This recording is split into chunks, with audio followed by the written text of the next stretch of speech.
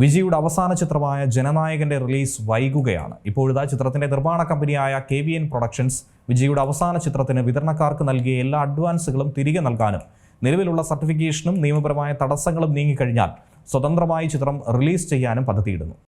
വിജയുടെ അവസാന ചിത്രമായ ജനനായകന്റെ പിന്നിലെ നിർമ്മാണ കമ്പനിയായ KVN പ്രൊഡക്ഷൻസ് വിജയുടെ അവസാന ചിത്രത്തിന് വിതരണക്കാർക്ക് നൽകിയ എല്ലാ അഡ്വാൻസുകളും തിരികെ നൽകാനും നിലവിലുള്ള സർട്ടിഫിക്കേഷനും നിയമപരമായ തടസ്സങ്ങളും നീങ്ങിക്കഴിഞ്ഞാൽ സ്വതന്ത്രമായ ചിത്രം റിലീസ് ചെയ്യാനും പദ്ധതിയിടുന്നു. വിജയ് തന്റെ നിർദ്ദേശം അനുസരിച്ചെടുത്തതാണ് ഈ തീരുമാനം. Central board of film certification റേറ്റിംഗിനെ ചൊല്ലി പരിഹരിക്കപ്പെടാത്ത തർക്കത്തിൽ കുടുങ്ങിയ ജനനായകൻ അന്നു മുതൽ അനിശ്ചിതത്വത്തിൽ തുടരുകയാണ്. CBFCയുടെ പ്രാദേശിക പാനൽ ആദ്യം ചിത്രത്തിന് UA 16+ സർട്ടിഫിക്കറ്റിന് ശുപാർശ ചെയ്തിരുന്നു.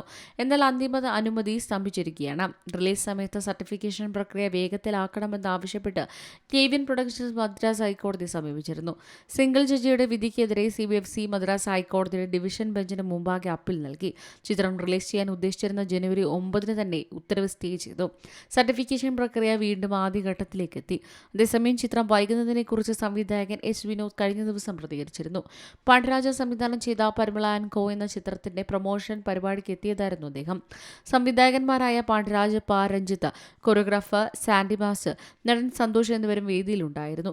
പരിപാടിക്കിടെ ജനനായകൻ എന്ന് റിലീസ് ചെയ്യുമെന്ന് അവതാരക വിനോദിനോട് ചോദിച്ചു. അതിൽ എനിക്കൊന്നും ചെയ്യാൻ സാധിക്കില്ല.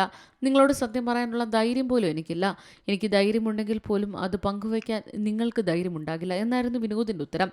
ഇത് കേട്ട് വേദിയിലുണ്ടായിരുന്ന സംവിധായകരടക്കം ചിരിച്ചിരുന്നു.